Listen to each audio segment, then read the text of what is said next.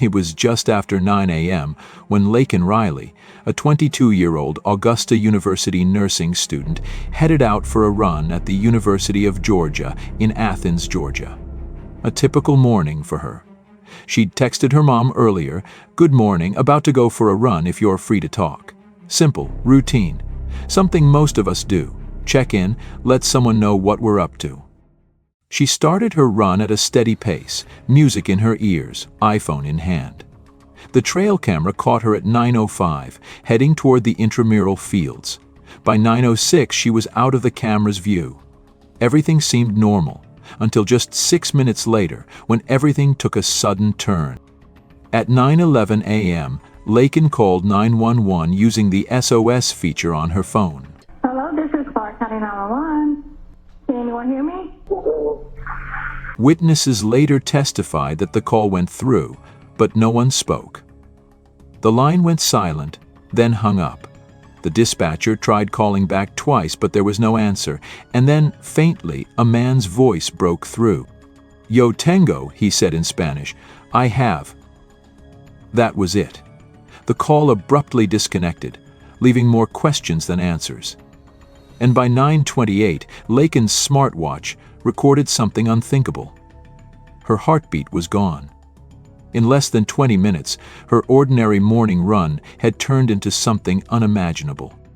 Her friends worried when they couldn't reach her. They used a location sharing app to try and find her.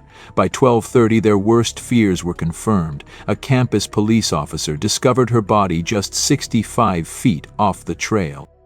Laken's body was dragged out of sight and covered with leaves. Her running clothes, designed to stay in place, were ripped and displaced in a way that made it clear this wasn't just a random attack. It was something much darker. The injuries she sustained were devastating. She had multiple blunt force trauma wounds to her head, including severe blows that caused brain bleeding. There were also signs of asphyxiation. When her body was discovered, the condition of her clothes told a chilling story. Her top had been pulled up, her leggings were pulled down, and her underwear was torn and pulled outside of her tights. It was evident that this wasn't just a senseless crime, it was an intentional, violent act. A mother's worst nightmare was unfolding in real time.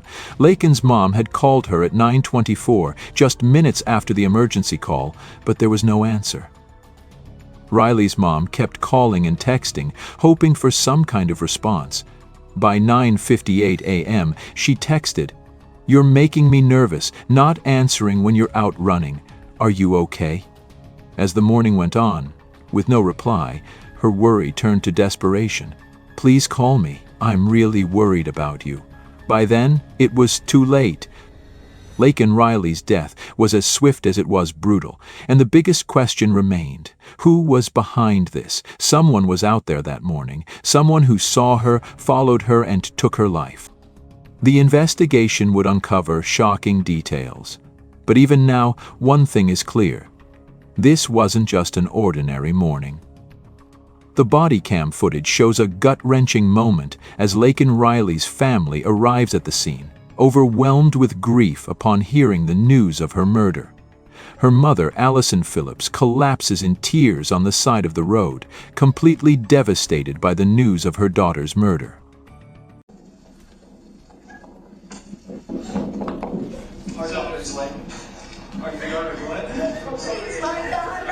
Okay, let's step up here. Come on, let's go.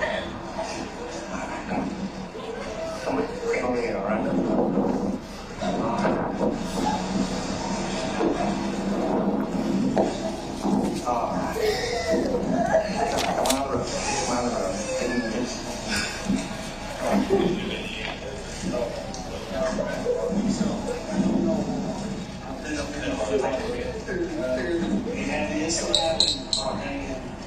It's not good. I don't want to tell you yes or no because I don't have names. I don't know who anybody is. I do know that this is a pretty serious incident.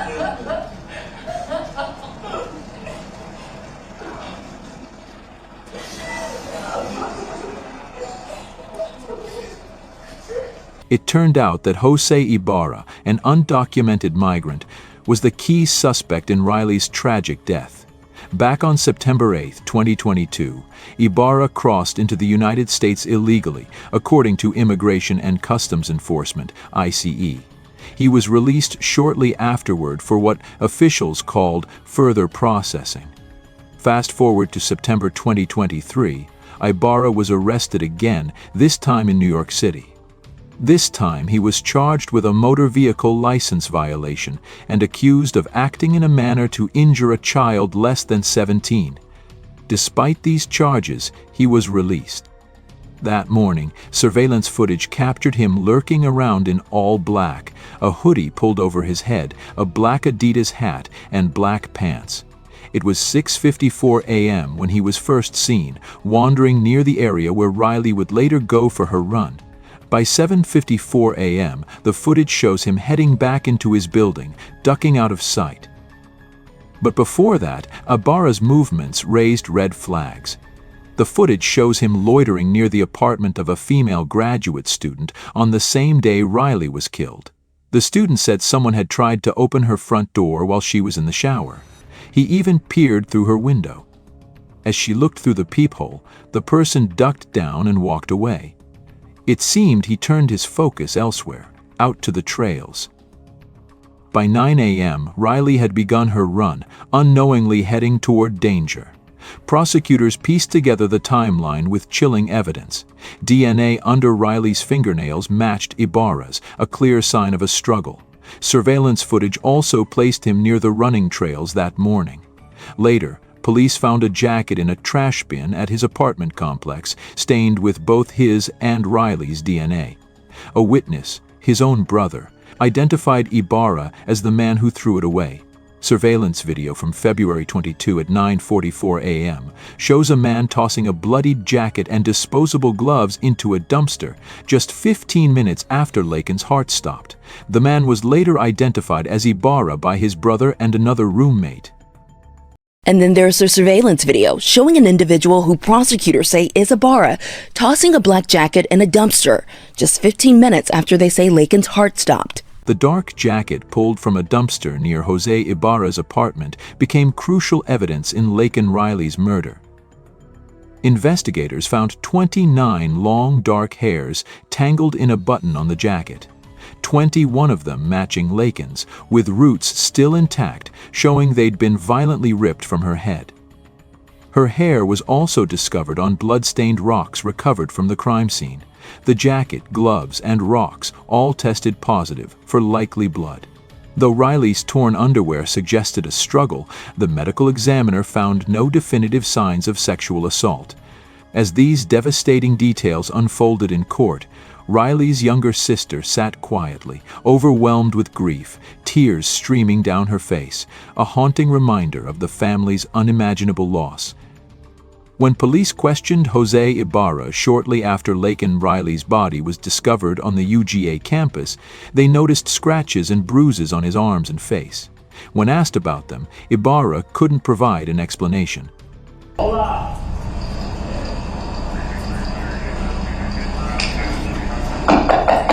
Hola.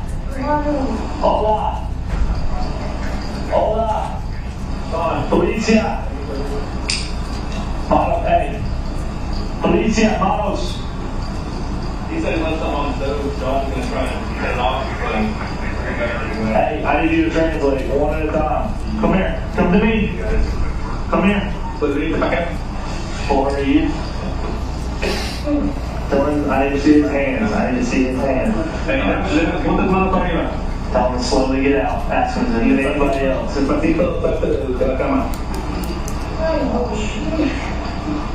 Alright, see it slowly.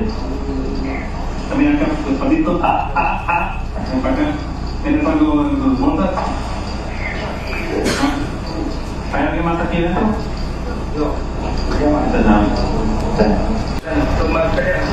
The officers are seen asking him about scratches and bruises on his arms and face. I noticed on his right arm, his bicep, there was a scratch which I identified as a potential defensive wound. On his left arm, he had a forearm scratch that was very similar, which in my mind looked like fingernail scratches to me. Another key detail came from FBI Special Agent James J. Burney, who testified that Ibarra's device was most likely in the forested area of Oconee Forest Park, where this horrific act took place, at approximately 9:09 a.m.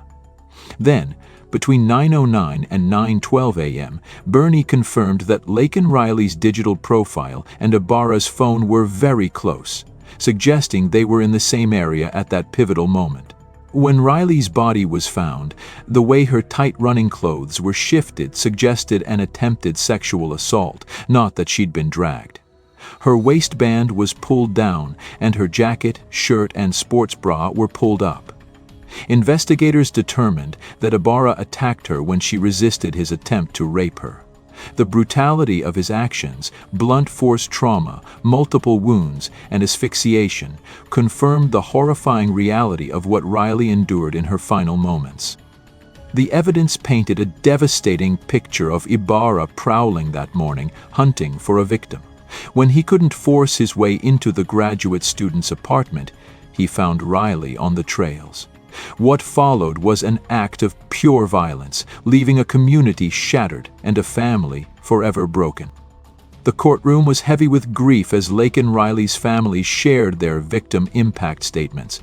They didn't mince words, calling Jose Ibarra a sick, twisted, and evil coward.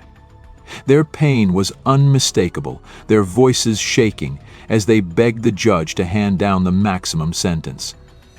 Allison Phillips, Riley's mother, was the first to speak.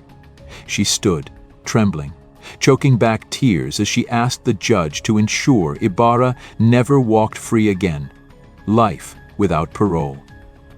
Her words were raw, filled with the kind of heartbreak only a mother could feel.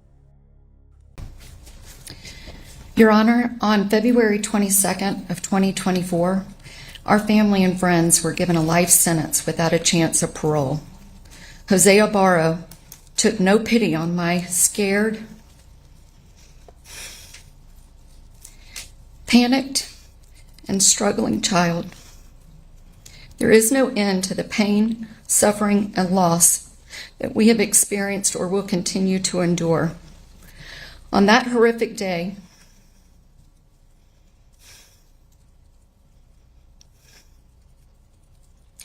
my precious daughter was attacked, beaten, and shown no mercy. She fought for her life and dignity and to save herself from being brutally raped. This sick, twisted, and evil coward showed no regard for Laken or human life. We are asking that same be done to him.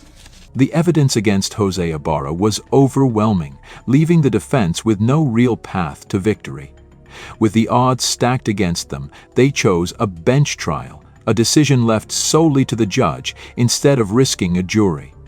After just 3.5 days of testimony, Haggard ultimately gave Ibarra the maximum sentence he could impose, including life in prison without the possibility of parole. Ibarra was charged with 1 count of malice murder, 3 counts of felony murder, and 1 count each of kidnapping, aggravated assault, aggravated battery, hindering an emergency telephone call, tampering with evidence, and being a peeping Tom. That final charge stemmed from prosecutors' allegation that Ibarra peered into the window of an apartment in a university residential building on the day Riley was murdered. Mrs. Riley's tragic death became a powerful symbol, one that ignited a firestorm in America's political landscape. Her name was on the lips of lawmakers, pundits, and everyday citizens as the issue of border security took center stage. It wasn't just about her case. It became part of a much bigger conversation. In March, during President Biden's State of the Union address, her name was shouted in frustration, turning a moment of national unity into a sharp political debate. Critics blamed the administration for what they saw as failures in the system that allowed Ibarra to remain in the country. Supporters of the administration, meanwhile, pointed to studies showing that undocumented migrants are statistically arrested for violent crimes at less than half the rate of native-born citizens.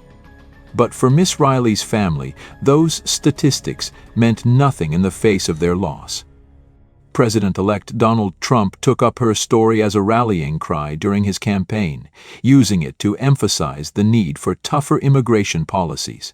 After Ibarra was found guilty, Trump reacted on Truth Social, writing that he hoped the verdict would bring some peace to Riley's grieving family, while urging the nation once again to secure our border. And that's the heart of it, isn't it? While political figures point fingers and argue over policy, families like Ms. Riley's are left to deal with the unimaginable pain of losing a loved one. This isn't just about laws or borders, it's about lives. For the rest of us, it's a reminder that behind every headline and every statistic, there are real people, real families, real heartbreak. Stories like this remind us that the conversation around immigration and justice isn't just political, it's deeply human. Thank you for listening. Thank you for caring. And thank you for taking a moment to see humanity in a story that's about so much more than politics.